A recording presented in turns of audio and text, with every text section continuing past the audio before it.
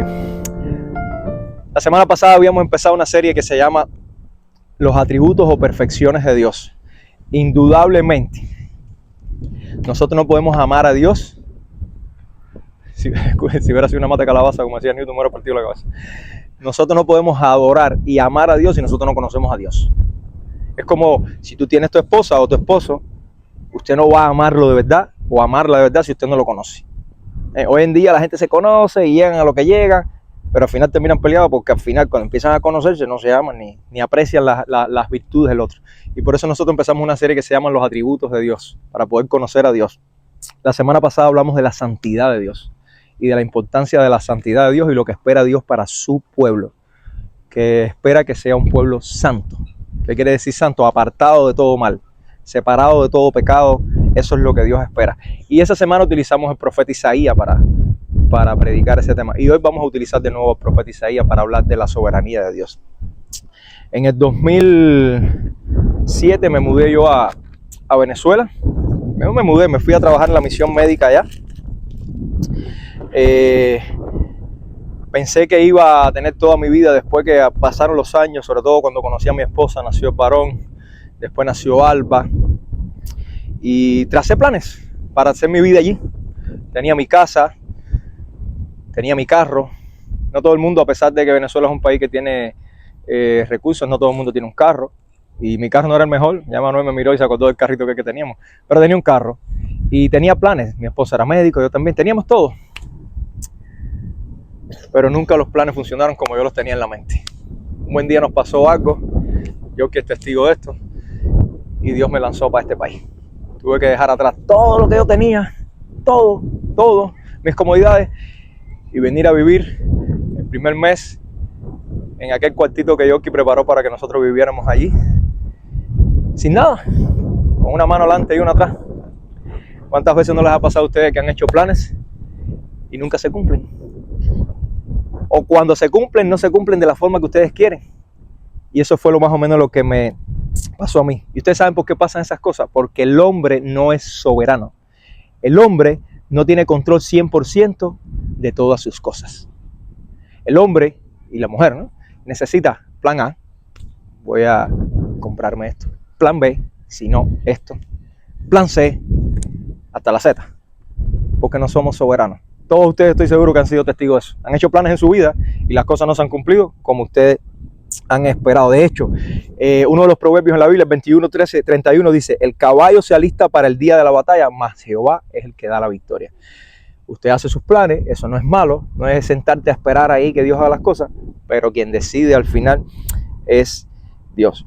Y hablando del profeta Isaías, que estaba predicando en los tiempos de Israel, cuando Israel era un desastre, cuando Israel, en vez de alabar a Dios, lo que hacía era adorar otros dioses, adorar otras estatuas, creer en cuanta cosa se le venía a la mente a ellos, menos en Dios, más maltratar a su pueblo, más robar y todas esas cosas. El profeta Isaías predice que ese pueblo iba a ser deportado fuera de Israel. Y en medio de esa predicción, él da una luz, una esperanza. Y esa esperanza, increíblemente, iba a estar basada en una persona que no conocía a Dios, ni iba a conocer a Dios nunca. ¿Por qué tomé este pasaje? Porque nos va a enseñar cómo Dios controla absolutamente todo, incluso las personas que no le conocen a Él. Hoy vamos a ver varios pasajes de eso. Las personas que no tienen ni quieren saber de Dios, Dios también los controla. En el libro de Isaías, en el capítulo 44, este libro tiene 66 capítulos. En el capítulo 44, a partir del versículo 24, Isaías hace una predicción que casualmente esta semana estaba yo estudiando de eso y yo que me había mandado un video que estaba hablando de Ciro el Grande. Hoy vamos a hablar de Ciro el Grande. Isaías 44, versículo 24, y voy a leer hasta el 45, versículo 7. Voy a leer todo para que entendamos qué está pasando aquí. Él va a darle una luz de esperanza a Israel. Él les dice: ustedes van a ser deportados porque son un desastre, pero miren lo que va a pasar. Dice Isaías en ese capítulo, dice: así dice el Señor tu Redentor, el que te formó desde el seno materno, yo el Señor, creador de todo, que extiendo los cielos yo solo y afirmo la tierra sin ayuda, hago fallar los pronósticos de los impostores, hago necios a los adivinos, hago retroceder a los sabios y convierto en necedad su sabiduría. Yo soy el que confirmo la palabra de su siervo y cumplo el propósito de sus mensajeros, el que dice de Jerusalén: será habitada. Fíjense que él te estaba diciendo que Jerusalén se iba a ir, toda la población se iba a ir, y él está diciendo y será habitada. Pero ellos dicen, ¿cómo va a ser habitada si ya estamos aquí? Ellos todavía no habían entendido. Dice de Jerusalén será habitada, y desde la ciudad y de las ciudades de Judá serán reedificadas, y sus ruinas levantaré. El que dice a la profundidad del mar, sécate, y yo secaré tus ríos. Y ahora viene la parte que quiero que hagan énfasis el día de hoy. El que dice de Ciro, él es mi pastor, y él cumplirá todos mis deseos. Y dice de Jerusalén, será reedificada, y al templo serán echados tus cimientos. Capítulo 45. Así dice el Señor a Ciro, su ungido, a quien he tomado por la diestra para someter ante él las naciones, y para desatar lomos de reyes, para abrir ante él las puertas, para que no queden cerradas las entradas. Yo iré delante de ti y allanaré los lugares escabrosos, romperé las puertas de bronce, haré pedazos sus barras de hierro, te daré los tesoros ocultos y las riquezas de los lugares secretos, para que sepas que yo soy el Señor Dios de Israel, el que te llama por tu nombre. Por amor a mi siervo Jacob y a Israel mi escogido, te he llamado por tu nombre, te he honrado aunque no me conocías. Yo soy el Señor y no hay ningún otro, fuera de mí no hay Dios. Yo te ceñiré aunque no me has conocido, para que sepas que desde el nacimiento del sol hasta donde se pone no hay ninguno fuera de mí. Yo soy el Señor y no hay otro, el que forma la luz y crea las tinieblas, el que causa bienestar y crea calamidades. Yo soy el Señor, el que hace todo esto. Para que entiendan qué está pasando, recuerden que les hablé de que el libro de Isaías se había descubierto unas copias que databan de 200 años antes de Cristo. Imagínense que Isaías predicó esto 740, 750 años antes de Cristo, antes de esa época. Ese es más o menos el contexto. La deportación de Jerusalén ocurre 150 años después de Isaías, y él está diciendo que alguien va a decir que ellos van a regresar. Pero no solamente está diciendo alguien va a regresar, está diciendo una persona llamado Ciro, que va a ser alguien importante, los va a liberar. Increíble, con nombre y todo. Con nombre y todo está diciendo lo que va a ocurrir.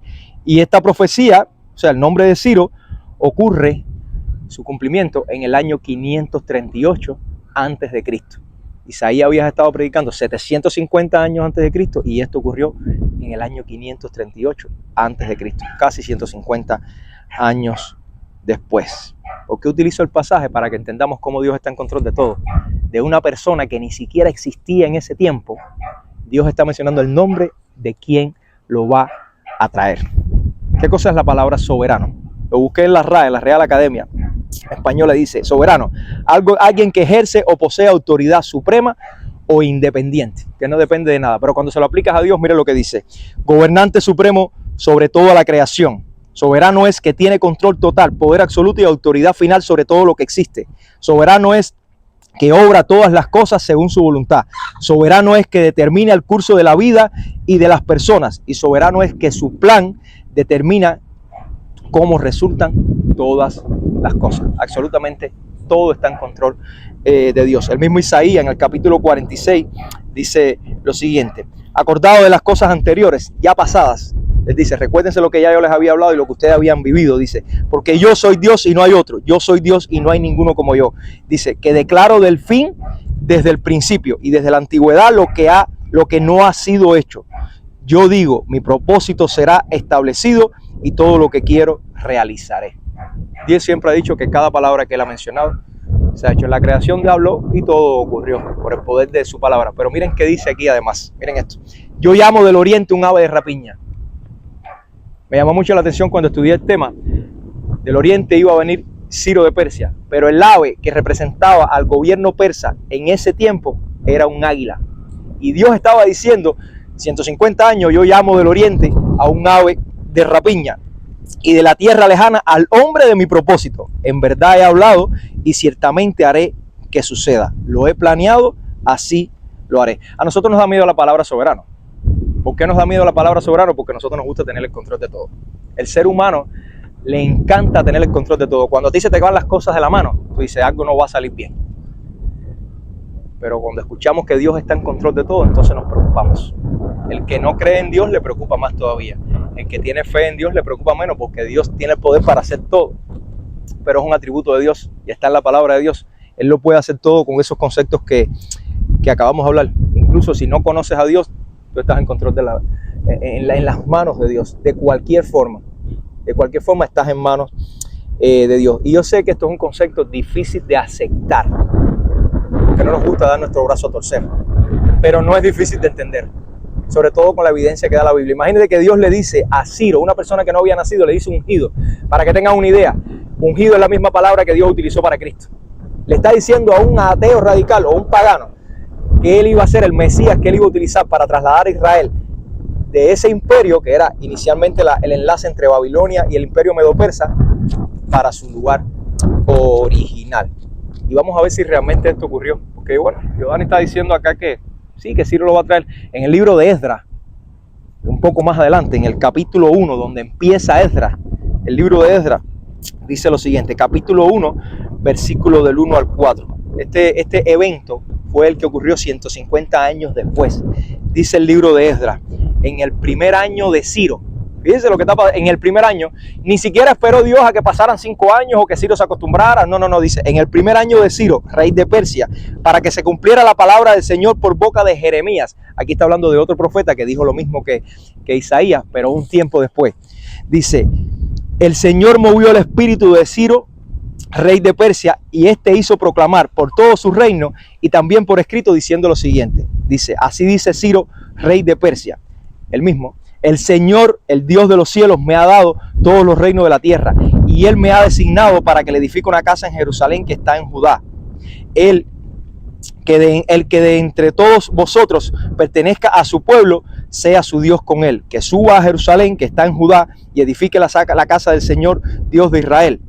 Él es el Dios que está en Jerusalén. Y a todo sobreviviente en cualquier lugar que habite, que los hombres de aquel lugar lo ayuden con plata, con oro y con bienes y ganado, junto con una ofrenda voluntaria para la casa de Dios que está en Jerusalén. Fíjense lo que hizo Ciro. No solo dejó ir a Israel del destierro que tenía, sino que le dijo a todas las que estaban, mira, todos ustedes además denle cosas para que ellos edifiquen lo que Babilonia destruyó 150 años antes. Tremendo. Ocurrió. Así termina el libro de las Crónicas también contando esta historia. Así empieza el libro de Esdras contando esta historia.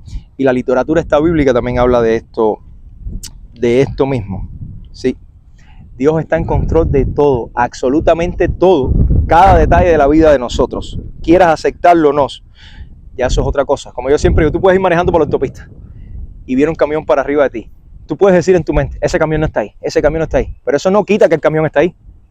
Quieras tú aceptar o no que Dios está en control, eso no quita que Dios está en control. Ahora vamos a poner algunos ejemplos. Número 1, Dios es soberano sobre las naciones. Hoy en día vivimos amargados y preocupados con el tema de qué pasa en este país, qué pasa en Cuba, la situación que está. Vivimos estresados con esa situación, absolutamente todo, pero no, para que tengan esperanza, Dios está en control de cada detalle en cada una de las naciones. Este mismo Isaías dice en el capítulo 41, versículo 2, dice, ¿quién ha levantado del oriente al que él llama en justicia a sus pies? Hablando de Ciro también. Ante él entrega a las naciones. Dios mueve a todo el mundo. Tú dices, yo decía, nosotros como tenemos esa afinidad con Venezuela, porque vivimos allá y yo siento Venezuela como mi segunda patria. La gente empieza a estresarse con el tema de Maduro y que si el presidente de aquí va a lanzar unos cohetes para allá. Todo eso lo puede orquestar Dios. No hay que estresarse con eso. Dice que Dios somete a reyes, los deja como polvo con su espada, como jarraja dispersa su arco. Continúa en el capítulo 48, dice, congregaos, versículo 14, congregaos todos vosotros y escuchad, ¿quién de entre ellos ha declarado estas cosas? El Señor lo ama, Él ejecutará su voluntad en Babilonia en este caso. Hermanos, Dios mueve lo que sea. Si usted quiere saber si Dios mueve las naciones, vaya al libro de Daniel. En el libro de Daniel hay 2 profecías que describen la secuencia de imperios que se desplazaron en el área del Medio Oriente. Empezando por Babilonia, Daniel describe lo que iba a pasar con Babilonia, describe lo que iba a pasar con el imperio persa, describe que después va a venir el imperio de los griegos por Alejandro Magno el Grande y después describe el imperio romano. Una secuencia que cuando tú revisas la historia ocurrió idéntica, no cambió. Cada uno fue destruyéndose uno al otro y al final el imperio romano, ¿qué pasó? También se destruyó. Dios está en control de las naciones. Nosotros nos preocupamos hoy en día por el Medio Oriente. ¿Qué va a pasar en el Medio Oriente? La guerra esta Israelo-Palestina. Dios está en control de eso. ¿Qué va a pasar en Estados Unidos? Dios está en control de Estados Unidos. ¿Qué va a pasar en nuestro país? Dios está en control de nuestro país. Aunque llevamos más de 60 años soportando, Dios está en control de nuestro país. Nos volvemos locos en las elecciones. Miren, Dios está en control de los gobernantes, de cada uno. Si hoy el presidente que tenemos es el que tenemos, es porque Dios lo puso ahí. Si hace 4 años el que teníamos era el que teníamos, porque Dios lo puso ahí. Dios permitió que llegara ahí. Dios puso a Ciro, Dios puso a Nabucodonosor en Babilonia en esos tiempos. Y mira lo que dice Daniel 2, versículo 21. Él, hablando de Dios, muda los tiempos y las edades, quita reyes y pone reyes. Él es el que lo hace por su voluntad, ya sea voluntad activa, yo voy a coger literalmente y poner ahí, o voluntad permisiva. A veces Dios permite que pasen las cosas. Él quita la barrera de protección y te deja que hacer, o deja a la gente que haga lo que ellos quieran. Dios organiza todo eso. Miren lo que dice Nabucodonosor, ese rey que fue pagano. Daniel vivió bajo su tiempo también. Y miren lo que un rey pagano dice de Dios después de haber estado 7 años en el monte pagando un castigo de lo que hizo, que dice que las uñas le crecieron como pezuñas de ave. Y miren lo que dice cuando él se recuperó de esa locura que le dio. Dice, pero al fin de los días yo, Nabucodonosor, alcé los ojos al cielo, recobré mi razón y bendije al Altísimo y alabé y glorifiqué al que vive para siempre, porque su dominio es un dominio eterno y su reino permanece de generación en generación, y todos los habitantes de la tierra son considerados como nada, y él actúa conforme a su voluntad. Y miren ahora dice, el ejército del cielo y entre los habitantes de la tierra, nadie puede detener su mano ni decirle, ¿qué has hecho? Un rey pagano que no creía en este Dios, entendía que Dios estaba en control de absolutamente todo. Hoy en día nosotros vivimos una guerra espiritual. La gente no tiene idea de que hay una guerra que tú no ves. Lastimosamente, estamos muy enfocados en esa guerra que no vemos, entre los ángeles y los demonios y esas cosas. Y olvidamos que hay una guerra también espiritual en nuestra mente, que es la más importante, porque de esa nosotros ni siquiera tenemos absoluto control. Todavía en nuestra mente podemos entonces tratar de trabajar con eso, pero de esa no. Sin embargo, Nabucodonosor está diciendo que Dios controla en el cielo y en la tierra absolutamente todo, absolutamente todo. ¿Quieren más? Dios está en control de la naturaleza. ¿Por qué las personas oran para que Dios se lleve un huracán y lo aleje de ellos? Gracias por darme la introducción mía. ¿Por qué las personas oran para que Dios aleje un huracán de Cuba? Cuando va un huracán para Cuba, que cada año nos caen 2 o 3, las personas, ¿por qué oran? Incluso el que no cree en Dios le dice al que cree en Dios, oye, ora a ver si Dios se lo lleva. ¿Por qué las personas hacen eso? ¿Ustedes saben por qué? Porque las personas, a pesar de eso, saben que Dios controla la naturaleza. Absolutamente Dios lo controla todo. Dice que en Josué, después que él conquista la tierra prometida y establece una serie de batallas con los habitantes de la tierra prometida, miren cómo Dios controló la naturaleza en este evento. Hace una batalla en Josué 10, una batalla con los amorreos. Versículo 12 en adelante dice, entonces, oye, ¿me vas a dejar hablar? Entonces Josué habló a Jehová el día en que Jehová entregó al amorreo delante de los hijos de Israel. Y dijo en presencia de los israelitas, sol, detente en Gabaón, y tú luna en el valle de Ajalón. Y el sol se detuvo y la luna se paró, hasta que la gente se hubo vengado de sus enemigos. En medio de la batalla, para que el tiempo alcanzara y no les cogiera la noche, Josué le oró a Dios y le dijo, Señor, para el sol ahí y la luna aquí.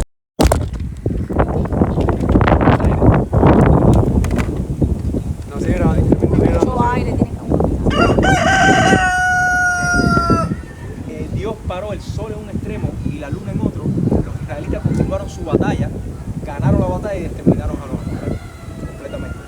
Pero por si nosotros no creemos esto, en ese mismo pasaje dice, no está escrito esto en el libro de Jasher.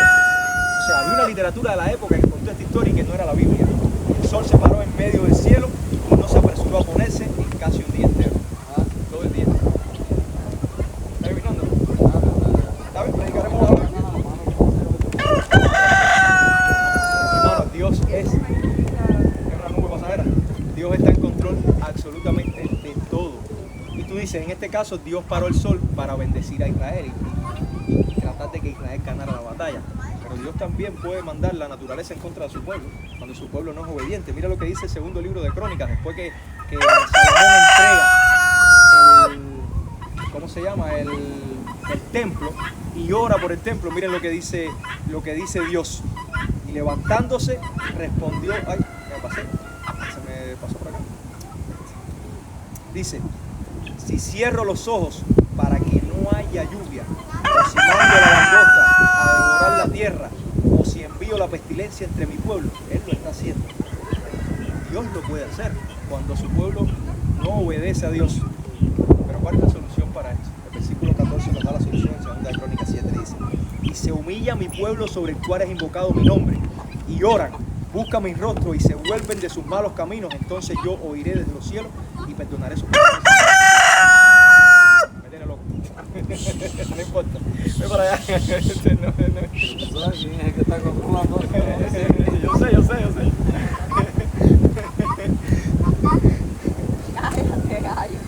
De gallo. Oye, miren, la historia es la siguiente. Dios dice, miren, yo puedo parar la lluvia en la tierra y puedo hacer llover. Y eso puede que sea por a lo que ustedes como pueblo mío están haciendo. Pero si ustedes se arrepienten, algo que la gente no quiere escuchar hoy, la gente no quiere oír de arrepentimiento, la gente no quiere volverse a Dios, la gente quiere seguir hospitado. Si ustedes se humillan ante mí y se arrepienten, yo puedo sanar la tierra. Cuando me hablan de Cuba, de Venezuela, digo que Cuba tiene que arrepentirse, porque Cuba se ha vuelto totalmente a la idolatría, a la brujería, a la santería, y Dios odia todo eso. Eso es lo que le está pasando a Israel por esas cosas, y nos está pasando a Cuba, y le está pasando en Venezuela también, empezando por los presidentes de esos países que practican todo eso. Pero ustedes están en duda de si Dios controla la naturaleza. ¿Qué es lo que hizo Cristo siendo el Dios vivo? Dice que Cristo iba en una barca con sus discípulos y Él se acostó a dormir en la parte de atrás de la barca.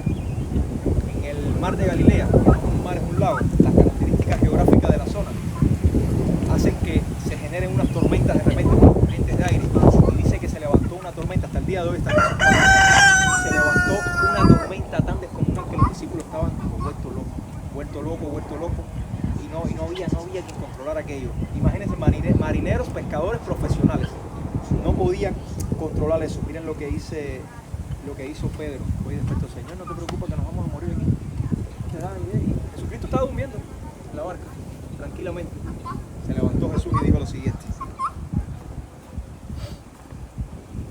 Y levantándose respondió al viento y dijo, mar, cálmate, sosiégate. Y el viento cesó y dice que vino una gran calma. Entonces les dijo, ¿por qué estáis amedrentados? ¿Cómo no tenéis fe? Y se llenaron de gran temor y se decían unos a otros, ¿quién pues? Escuchen esta pregunta. Unas personas que habían pasado un tiempo con Jesucristo estaban preguntándose todavía, ¿quién pues es este que aún el viento y el mar le obedecen? ¿Ustedes conocen a alguien que controla la naturaleza? ¿Puede controlar o parar un huracán? Era lo que hizo Cristo como Dios. ¿Quién es pues este que hasta el mar y el viento le obedecen? ¿Ustedes saben que esto nos pasa a nosotros? Que escuchamos de Cristo, oímos de Cristo y todavía nos preguntamos, ¿y este quién es? Personas que caminaron con Él casi 3 años, que vieron las cosas que hacía, porque ya a esta altura Cristo había dado alimento a 5.000 personas con un poquito de pan y 2 peces. Y todavía ellos estaban preguntando lo mismo que nos preguntamos nosotros después de escuchar a Cristo. ¿Quién es este? ¿Por qué? Porque nos vemos y no obedecemos, vemos y no seguimos. Dios controla no solo la naturaleza. Miren lo que hizo Cristo. Dios controla el mal y los demonios y todo lo que venga. Aquí no hace falta, yo siempre dije, cuando yo era ateo, que ustedes quizás no conocen, pero yo fui ateo toda mi vida, yo decía, si algún día yo voy a creer en algo, yo voy a buscar el general. Yo no voy a ir a los payasos del medio. Si existen vírgenes, si existen santos, lo que sea, a mí no me interesan esa gente. Yo me voy a subordinar al primero, al único. ¿Qué me importa a mí la orden del intermediario? Esa era mi idea en mi mente. Por tanto, cuando yo empecé a entender esto, dije, yo tengo que buscar al Dios verdadero. Tenía muchas dudas, pero yo tengo que buscar al que es. Miren lo que hizo Cristo en esta escena para controlar no solo el mal, sino los demonios. Dice que cuando esa barca llegó al otro extremo, ellos se encontraron un endemoniado. El pasaje se llama en Mateo 5, el pasaje se llama el endemoniado de Gadareno, o de Gadara. El hombre dice que lo encadenaban y partía las cadenas. Cristo se le apareció y dice que cuando él lo vio, el endemoniado le dijo, vio a Jesús de lejos, corrió y se postró delante de él, y gritando a gran voz dijo: ¿qué tengo yo que ver contigo, Jesús, Hijo del Dios Altísimo? Fíjense esto, los discípulos habían vivido 3 años casi con Jesús y no conocían quién era. La respuesta a la pregunta, ¿quién es este que el mar lo para, que los vientos lo para?, se la dio a un endemoniado. ¿Qué tengo que ver yo contigo, Hijo del Dios Altísimo?, le dice. Un endemoniado, los demonios conocen a Dios y tiemblan y a Jesucristo. Lo que pasa es que no obedecen. Y le dijo el endemoniado lo siguiente. Fíjense lo que dice el endemoniado a Jesucristo: te imploro por Dios que no me atormente. Porque Jesús le decía: sal del hombre, espíritu inmundo. Y le preguntó: ¿cómo te llamas? Y él le dijo: me llamo Legión. Una legión era 6.000 soldados romanos. El hombre estaba poseído por 6.000 demonios. 6.000 demonios. Entonces dice que el endemoniado le rogaba. Entonces le rogaba con insistencia que no los enviara fuera de la tierra. Y había allí una gran piara de cerdos paciendo junto al monte. Y los demonios le rogaban, diciendo: envíanos a los cerdos para que entremos en ellos. Y él les dio permiso. Hermano, nosotros nos la pasamos hoy en día teniendo miedo de los demonios y no tememos de Dios. Dice Lutero, Martín Lutero, de hecho este mes se conmemora un aniversario más de la Reforma Protestante, el día 31. Queremos hacer algo el día 31 en la noche, nosotros vamos a coordinar. Dice Lutero que aún hasta el diablo es el diablo de Dios. Hasta el diablo Dios lo controla. Y si tiene duda, casualmente mi esposa habló al principio del libro de Job.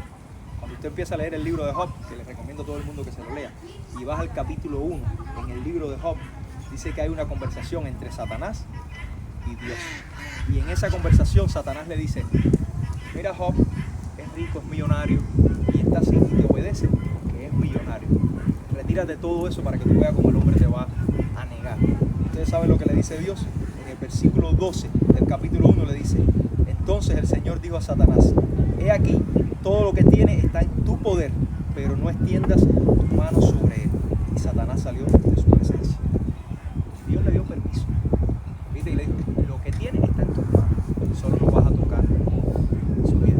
Yo te voy a decir hasta dónde tú vas a llegar para que veas la integridad. El hombre recibe, me obedece. Satanás no puede hacer nada sin la autorización de Dios. Hay preguntas difíciles. Bueno, ¿y por qué entonces Satanás, ¿qué Dios permite y no para allá?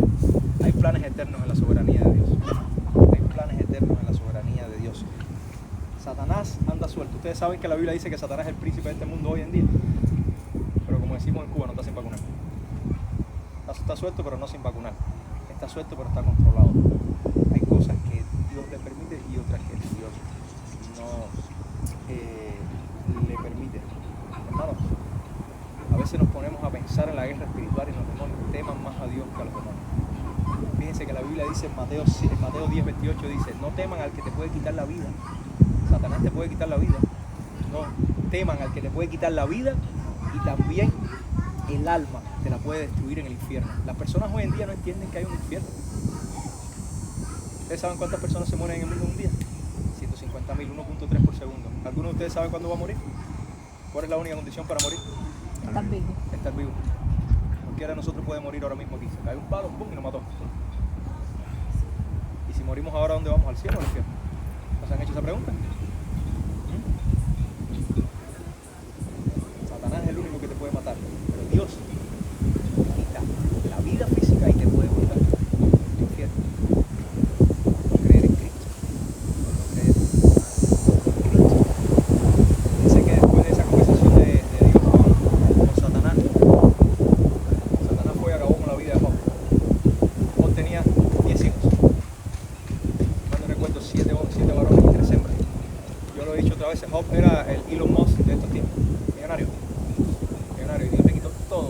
Satanás la acabó con él, todo lo perdió, todo lo perdió. Y mira lo que dijo Job: el conocimiento que él tenía de Dios lo llevó a la práctica, porque a veces conocemos de Dios pero no llevamos eso a la práctica. Miren lo que dice Job en el capítulo 1 versículo 20. Entonces Job se levantó, rasgó su manto, se rasuró la cabeza y postrándose en tierra adoró y dijo: desnudo salí del vientre de mi madre y desnudo volveré allá.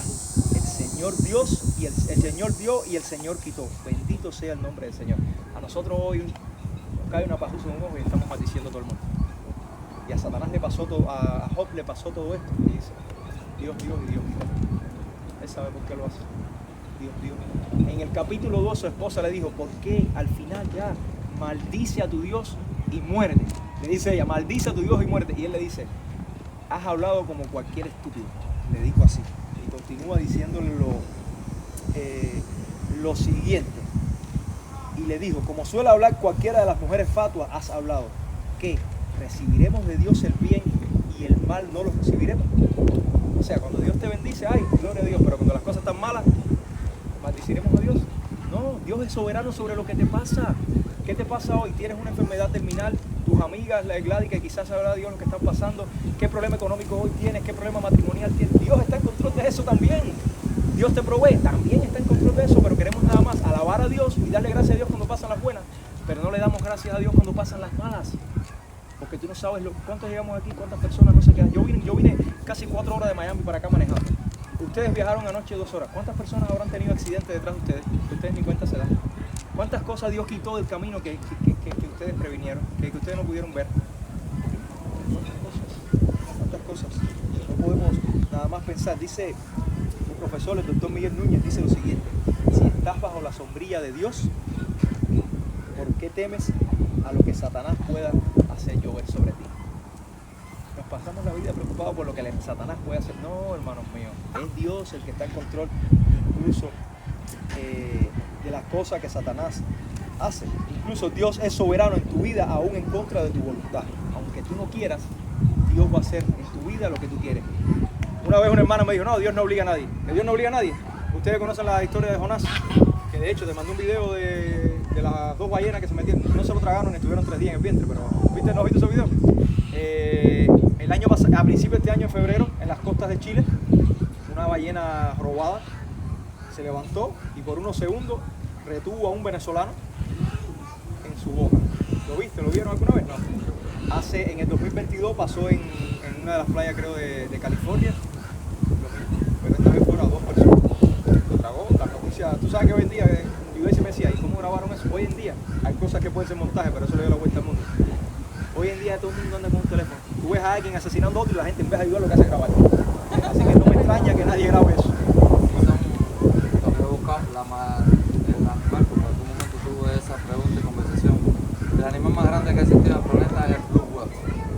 Y por tanto, el que pudiera ¿Qué ha ser... existido conocido hasta ahora?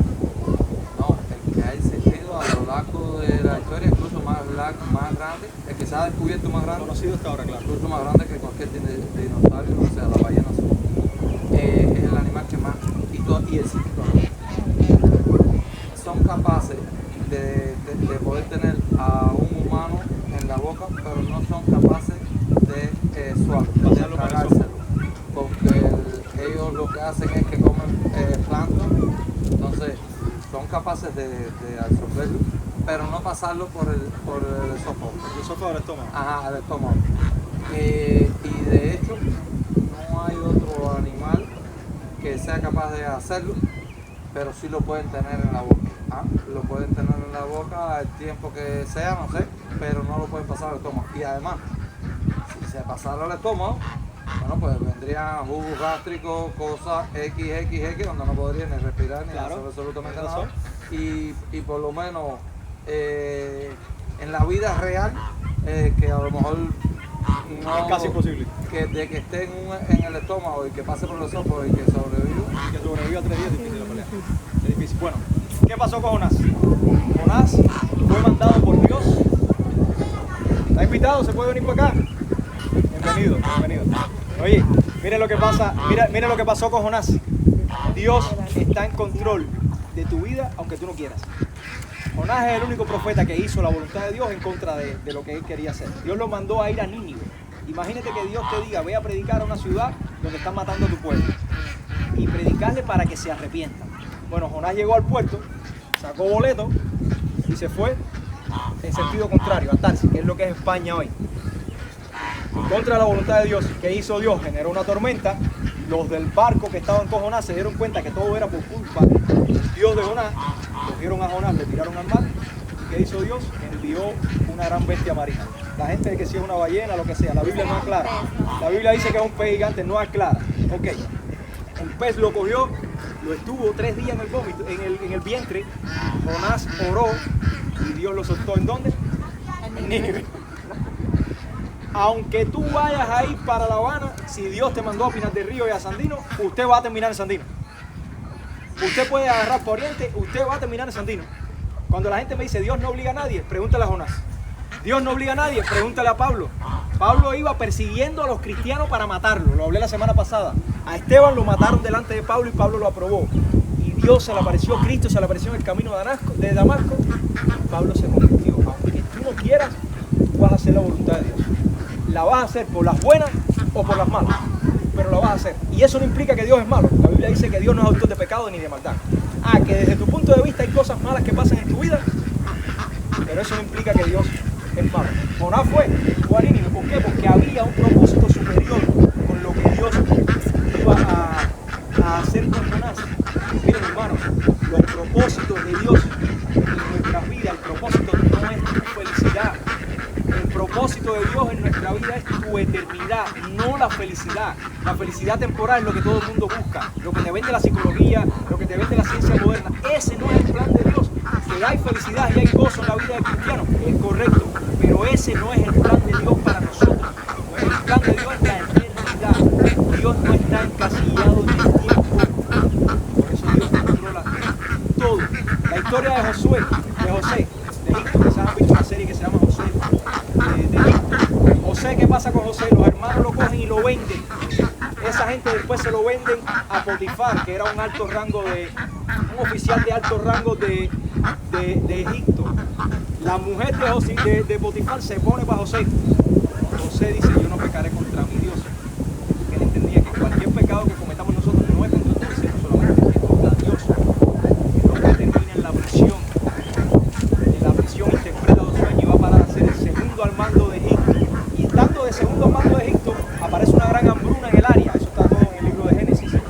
Y en medio de esa hambruna, Dios envía a los hermanos que lo vendieron a Egipto a buscar comida. Y cuando los hermanos llegan, ¿con quién se encuentran? Con José. Ellos no sabían que era José. Cuando ellos descubren que es José, dice, este nos va a matar aquí mismo. Pero José los perdona. José los perdona y le dice, les mantiene de comida. Tráiganme a mi papá, tráiganme a mi hermano pequeño, tráiganme a todos. Perdona, vendí, nosotros no queremos ni perdonar. ¿A quién de nosotros los han vendido? ¿A quién de nosotros nos han tirado en un pozo como hicieron a él? Sin embargo, el vecino nos mira atravesado, el pastor no me saludó y ya estamos molestos. Y nos perdonamos. Ustedes saben lo que dijo José cuando sus hermanos le dijeron, mira, papá murió y dejó dicho que nos cuidaras y que no nos hicieran mal. Miren lo que dice José en el libro de Génesis, capítulo 50, versículo 19. Pero José les dijo, no temáis, ¿acaso estoy yo en lugar de Dios? Vosotros pensaste hacerme mal, pero Dios lo tornó en bien para que sucediera como vemos hoy y se preservara la vida de mucha gente. Ahora pues, no temáis, yo proveeré para vosotros y vuestra familia. Y los consoló y les habló cariñosamente, porque había un plan superior de Dios. El hombre pasó más. ¿Y ustedes creen que José sabía que todo era porque Dios estaba? No, José era una persona igual que nosotros, que confiaba en Dios y entendió al final del tiempo. Miren, para esto, Dios me trajo aquí a Egipto para que cuando viniera esta hambruna que pasó muchos años después, yo pudiera mantener a mi familia que se estaba muriendo de hambre y preservar el pueblo de Dios que era Israel. Y lo que pase hoy en tu vida, Dios está haciéndolo para preservar. Si se muere un familiar, si se muere un amigo, hay un plan que repito, llévense eso. El plan de Dios no es tu felicidad. El plan de Dios es la eternidad de su pueblo. Y si tú eres parte de su pueblo, está en ese plan. Lo que pasa es que a veces no lo entendemos y nos aferramos a cualquier cosa. A lo primero, a nuestros pensamientos, a nuestro dinero. La Biblia dice que el amor al dinero es la causa de todos los males. Y el otro día estaba yo reflexionando en este tema. ¿Tener dinero es malo? ¿No? Yo quisiera tener mucho dinero. Pero la Biblia lo que dice es que el amor a ese dinero es la causa de todos los males. Fíjense hasta qué punto que cuando tú tienes mucho dinero, usted no pregunta para tomar decisiones. Cuando usted tiene la solvencia económica, usted ni siquiera le pregunta a su pareja. Llega a la casa, le compré el carro, mami. Ni siquiera pregunta. ¿Cuándo usted pregunta? Cuando no tiene dinero. Lo mismo pasa con Dios. Cuando tú tienes mucho dinero, usted ni siquiera ora para ver si Dios quiere que tú inviertas ese dinero en comprar esa gallina, por ejemplo. Ni siquiera ahora, no te preocupes porque tú tienes la solvencia y te sientes ¿qué? Capacitado para hacerlo. Cuando estás escaso es que usted se va de rodillas y dice, Señor, si me compro la gallina, entonces no puedo pagar esto y lo otro. Y empiezas ahí. El amor al dinero es la causa de todos los males. Y Dios controla eso también, ¿entiendes? Dios controla tu economía, Dios controla tu salud física, tu salud mental, tu trabajo, tu familia, tu matrimonio. ¿Por qué están ustedes aquí hoy? Dios controla. Ustedes se imaginan que van a venir aquí, sabrá Dios el turismo que están haciendo y aquí viene un loco a predicarle la palabra de Dios. Porque Dios los mandó. ¿De dónde viven ustedes? ¿Ustedes son de Miami? Dios los mandó de allá para acá, a los que hayan venido. Pero a esto. La soberanía de Dios sobre la maldad más grande del mundo. ¿Cuál es la maldad más grande del mundo? La muerte de Cristo en la cruz. ¿Ustedes se creen que los romanos fueron los que mandaron a matar a Cristo? ¿Ustedes se creen que los romanos fueron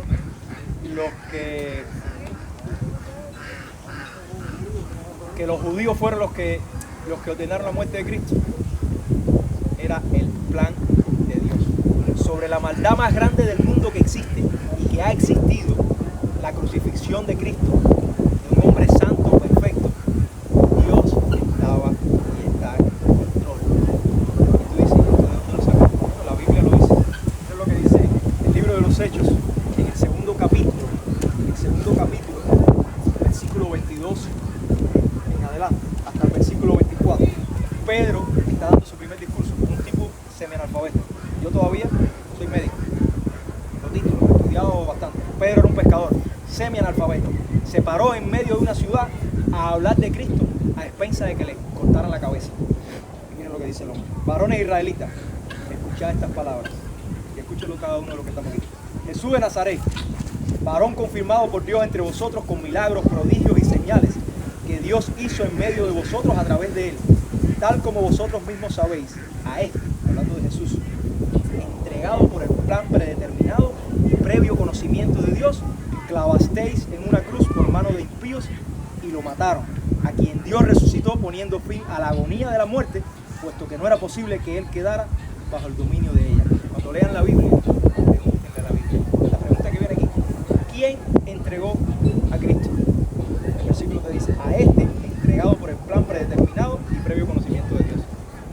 Cristo fue a la cruz porque Dios lo mandó. No porque los romanos fueron el instrumento.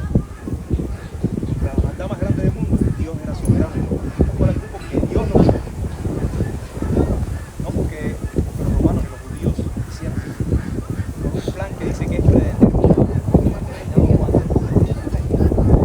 Cristo en Getsemaní dijo, Señor, si es posible, pasa de mí esta copa. ¿Cuántos de nosotros decimos, Señor, si es posible, pasa de mí esta copa, pero que no se haga la voluntad mía, sino la tuya? No, nosotros, Señor, quítame esto ya, ahora mismo, el dolor de cabeza, el cáncer, lo que sea, quítamelo esto ya. Pablo mismo dijo, 3 veces le reclamé al Señor y le pedí, quita de mí este aguijón, y el Señor me dijo, no, bástate mi gracia, bástate mi gracia. Ustedes que me conocen, yo llevo 20 años con una tos crónica, un día le tuve que decir a Dios, ya me cansé de pedirle ya, quítamelo, porque no, Señor, haz lo que te dé la gana. Lo único que yo te pido es que cuando yo esté predicando no tosa, y a veces he tosido, pero Dios me dijo, bástate mi gracia. Yo soy médico, he tomado cuanta cosa he podido tomar. Bástate mi gracia. Dios está en control. En Génesis 3:15 el Señor le dijo a la mujer, la serpiente y tú serán enemigas. El hijo de la mujer va a clavar en la cabeza a la serpiente, pero la serpiente lo meterá en el carcañal. Desde el principio de la creación Dios tenía un plan con Cristo, porque esto se refiere a Cristo. O sea, Cristo no fue a la cruz por los romanos ni por los judíos. Dios lo mandó ahí, Dios está en control hasta de eso. ¿Y quieren más? En Romanos 3, mira lo que dice versículo 24, dice, todos son justificados gratuitamente por su gracia. Ahorita le hice una pregunta a todos, si se mueren hoy, ¿van al cielo o al infierno? No quiero que me la respondan aquí. La mayoría de las personas dicen, yo creo que voy al cielo porque yo soy buena persona. ¿Eres buena persona? ¿De verdad? Nada más les voy a mencionar 3 o 4 cosas que nosotros hacemos a diario. Los hombres y mujeres, ¿cuántas veces miramos a una pareja en la noche? Eso es adulterio de corazón. Están los carros que se han pegado en la vida. ¿Cuántas veces mentimos? ¿Cuántas veces hemos tomado algo que no se puede? El otro día hablé con una cubana y me dijo que ella nunca había robado su vida. Dijo, ¿de verdad? ¿En Cuba? ¿Tú nunca robaste? Si en Cuba todo es robado. ¿Nunca has entrado a un Walmart y te has comido una uva sin pagarla? ¿Es robar porque la uva no es tuya? ¿Nunca hablaste chisme de nadie? Nosotros los cubanos nunca hablamos chisme de nadie. ¿Cree que con esos 4 mandamientos nada más que hemos violado merecemos ir a Dios cuando Dios lo que exige es la perfección? Estamos embarcados, hermano, y frito y puesto sartén delante de Dios. Si de ese 1.3 personas que mueren cada segundo del mundo nos toca ahora porque se caiga un palo en la cabeza, ¿a dónde vamos? ¿Al cielo o al infierno? Estamos perdidos. Por eso este pasaje dice, todos son justificados delante de Dios gratuitamente por su gracia. La gracia es un regalo que Dios te da. Te dice, ese Cristo que yo mandé a morir en una cruz, murió por ti, porque lo que tú mereces es la muerte por tu pecado. Ese Cristo murió por ti. Y lo único que tú tienes que hacer es por gracia, porque yo lo decidí así, es creer en Él. Lo dice así. Eso es lo que dice el versículo 25. A quien Dios exhibió públicamente. Dios fue quien lo hizo, como propiciación por su sangre a través de la fe, como demostración de su justicia. O sea, fue Dios que lo mandó, hermano mío. Y fue Satanás, esa gente que dice, ay, que Cristo es el que manda, Satanás lo mandó para la cruz. No, ni fue Satanás, ni fueron los romanos, ni fueron los judíos. No, fue Dios para salvarte a ti y a mí. Esos pecados que les mencioné no se sientan mal. Yo hice cosas peores en mi vida y todavía lucho con ellos. Ahí está mi hermano Yoki que me conoce. Todos hemos hecho cosas malas en nuestra vida, pero Cristo me perdonó. Por eso estoy aquí. No porque yo sea médico, nada, porque Dios me dijo, como a Pablo, ahora vas a ver lo que es padecer. Yo estaba en mi casa, yo lo he dicho otra vez en Miami, tranquilo viviendo, y Dios me mandó para aquí, para el medio de la brava. A mudarte para acá, múdate para allá, solo. Deja a tu familia, ya está toda mi familia. Vaya, ¿qué pregunta le van a hacer a este texto? ¿Quién exhibió públicamente a Cristo? Dios. Porque lo hizo. Dios está en control hasta del plan peor de la vida. ¿Por qué? Porque había un plan superior para salvar a la humanidad. Miren lo que dice Isaías en el capítulo 45. Dice, capítulo 45, versículo 9 en adelante. Dice, ¿qué aflicción les espera a los que discuten con su hacedor, con su creador? Esa gente que se la pasan peleando con Dios. Miren lo que dice Isaías. ¿Qué aflicción les espera a esa gente? ¿Acaso discute la olla de barro con su hacedor? Reprocha el barro al que le da forma diciéndole, detente, lo estás haciendo mal. Exclama la olla, qué torpe eres, qué terrible sería si un recién nacido le dijera a su padre, ¿por qué nací así? O le dijera a su madre, ¿por qué me hiciste así? Así mismo lo dice Dios a nosotros. ¿Por qué me hiciste así? Yo no quiero buscarte a ti. ¿Por qué me hiciste que no quiero buscarte a ti? ¿Por qué me hiciste a mí gordito? Imagínate tú que a mí me han dicho flaco toda la vida. Y yo me voy a quejar con Dios. ¿Por qué me hiciste así? ¿Por qué me hiciste con el pelo así? Yo no he visto una vasija de barro diciéndole al hacedor, ¿por qué me estás haciendo así? El hacedor la hace y sabe lo que está haciendo. Dios nos hizo a nosotros así, de la forma que somos, y sabe. Y un problema serio en este mundo es el tema de la autoestima. Hoy en día te genera una cantidad de cuestiones en contra de tu figura, de tu forma. Hermano, Dios nos creó así, a su imagen y semejanza, con imperfecciones, con pelo largo, sin pelo, rubio, blanco, de todos los colores. Y nosotros tenemos que aceptar como Dios nos creó, porque con algún objetivo Dios nos creó. Y el mismo profeta Jeremías, chicos, vengan a sentarse, vengan. Siéntense aquí, papi. Vamos. El mismo profeta Jeremías, que fue que predicó después de Isaías, miren lo que está diciendo. Sí, Israel va a permanecer en Babilonia 70 años por su pecado. El principal pecado que tuvo Israel es la idolatría. Era creer en otros dioses y santos que Dios nos mandó a creer. 70 años los mandó, y mira lo que le dice, ustedes permanecerán en Babilonia durante 70 años, pero luego vendré y cumpliré todas las cosas que les prometí. Se lo había prometido a través de Isaías. Y los llevaré de regreso a casa, pues yo sé, escuchen esto porque se nos olvida este pasaje, los que conocen la Biblia y los que no, escuchen esto. Dice Dios, pues yo sé los planes que tengo para ustedes, dice el Señor. Son planes para lo bueno y no para lo malo, para darles un fruto y una esperanza. En estos días, cuando oren, fíjense la condición, cuando oren, los escucharé. Si me buscan de todo corazón, podrán encontrarme. Sí, me encontrarán, dice el Señor. Pondré fin a su cautiverio y restableceré su bienestar. Los reuniré de las naciones a donde los envié. Los llevaré a casa de regreso a su propia tierra. Y Dios lo cumplió. 70 años después regresaron otra vez a Egipto. La Biblia dice, en un día, en el libro de Isaías, el capítulo 66, dice, en un día se formará una nación. ¿Ustedes saben cuándo se fundó Israel? El 14 de mayo de 1947. En un día. Un país que nadie lo quería, que no tenía territorio, la ONU se reunió. Esa es la tierra de Jerusalén, de Israel. En un día se fundó una nación. 2000 años después de esto. Bueno, un poco más de 2000 años después de esto. Hermana, ¿qué importancia tiene esto para construir? Si tú entiendes que Dios es soberano sobre todo, bueno, malo, lo que pasa en tu vida, usted puede confiar en la promesa que más me gusta a mí, de toda la Biblia. Romanos 8:28. Yo lo he dicho tanto, que es que me gusta. Romanos 8:28 dice, porque para aquellos que aman a Dios, aquellos que son llamados por de su propósito, todo, absolutamente todo, coopera para bien. La palabra coopera, que aparece ahí en griego, no quiere decir más que las cosas ayudan. La palabra coopera es la palabra sinergia, de donde deriva la palabra sinergia que nosotros usamos. En medicina, cuando yo utilizo un medicamento y utilizo si lo utilizo separado, ellos tienen una potencia. Pero cuando yo lo utilizo juntos, ¿qué hace? Se multiplica la potencia. Y eso es lo que quiere decir esa palabra.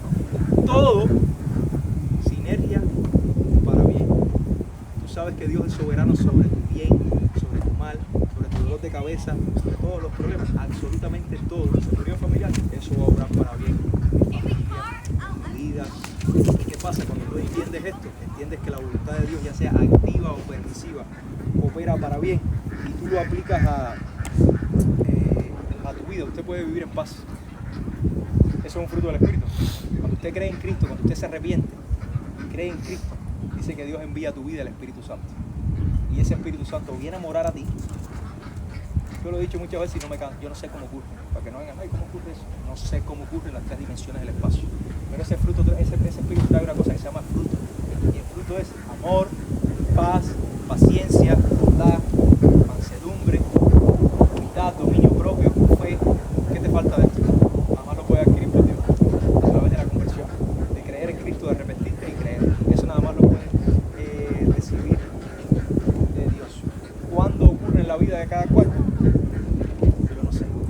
Pero sí sé que cuando eso ocurre, tú vas a entender que Dios está en control de cómo ocurren las cosas, cuándo ocurren las cosas, por qué ocurren las cosas y a través de quién ocurren las cosas. 150 años antes Dios dijo, Ciro va a traer a mi pueblo. Y lo hizo. Desde la creación dijo, yo los voy a liberar de su pecado. Y lo hizo con la muerte de Cristo en la cruz. Que nadie estuvo ahí, no hace falta estar ahí para creerlo. Yo no conocí al presidente Washington y sé que fue el primer presidente de los Estados Unidos. Y como me gusta andar con el billete que lo tiene. Y creemos en cosas que no vemos, pero por muchas. Creemos cosas que no vemos por muchas. Sin embargo, no somos capaces de creer en lo que Dios mandó a creer, en Cristo. Y empezamos a buscar cuantas cosas. Yo siempre lo cuento, cuando fui a México y veía a la gente con la Virgen de Guadalupe, cargada acá arriba, bajando la escalera. Hermano, creemos en esas cosas y no creemos en el Dios vivo que odia todas esas cosas. Yo siempre digo esto. Si Dios los pone un día a escuchar la palabra de Dios, como dice la Biblia, no endurezcan su corazón. No endurezcan. Hablando en el corazón para que Dios traiga bendición a su vida. La Biblia dice, hoy es el día de la salvación. No es mañana. Mañana no sabemos si estamos. Ustedes no pueden ni agregar un centímetro así a su estatura. Por eso es que Cristo dice, no os afanéis por el día de mañana. Cada día tiene su propio afán. No te amargues por mañana, tú no tienes control sobre eso. Vamos a orar. Vamos a orar. Bienvenidos los que ustedes que se sumaron, hermanos míos. Dios les bendiga. Gracias por sumarse. Te vas a regalar una Biblia también. Sí. Ok, Manuel, por favor. Vamos a orar. Oremos. Amado Señor, te damos gracias por este tiempo, Padre. Te damos gracias porque tu palabra ha sido fielmente predicada, Padre. Te damos gracias por todas las personas que están aquí, Señor, que han podido escuchar tu evangelio. Te ruego, Señor, que cada uno de los que estamos aquí tome este mensaje, lo ponga en sus corazones, Padre, y lo pueda aplicar a su vida. No solo como algo práctico que nos ayuda a vivir correctamente, Señor, sino como el único mecanismo para aferrarse a la vida eterna que es tu Hijo Jesús. Trae, Señor, arrepentimiento que conduce a la salvación. Trae, Señor, fe que conduce a la vida eterna, Padre. Envía tu Espíritu Santo a la vida de los que no te conocen, Señor, de forma que puedan disfrutar de todos los beneficios que tú traes a tus hijos, Señor. Ahora, Señor, te ruego que nos lleves a nuestros hogares con bien, que bendigas el resto de la semana, Padre, que cada uno de los que estamos aquí podamos sentir tu presencia durante la semana, pero más que eso, Señor, que podamos dar testimonio de las grandes maravillas que tú haces en nuestras vidas, Señor. Permite que los que viajarán lejos, Señor, regresen bien a sus hogares. Aleja cualquier tipo de accidente, Señor, en la carretera para que puedan llegar bien y puedan contar tu gloria, Padre. Te ruego, como siempre, por nuestros países, Señor, Cuba, Venezuela, todos los países que están en necesidad a esta hora y nuestra nación aquí donde tú nos has traído, Padre. Te ruego, Señor, que nuestros gobernantes se volteen